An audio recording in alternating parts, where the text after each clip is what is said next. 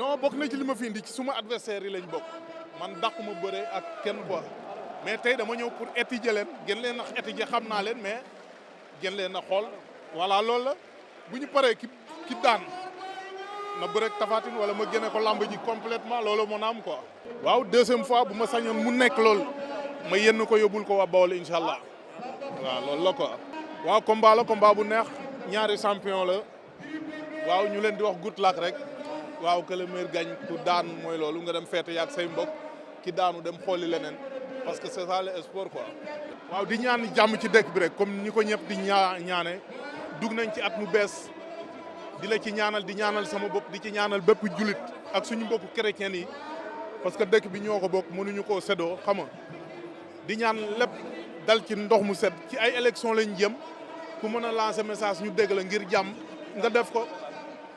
suñu politiciens yi suñu mbokk lañu suñuy tonton lañu suñuy mag lañu suñuy frère lañu ñoo bokk lépp xamante nañu Sénégal dafa xet voilà képp ku yàlla jox ndam li rek nga xool noo seeree dëkk bi ba ñëpp gis ci seen bopp quoi man loolu la message boobu la am lu may jàllale quoi vraiment.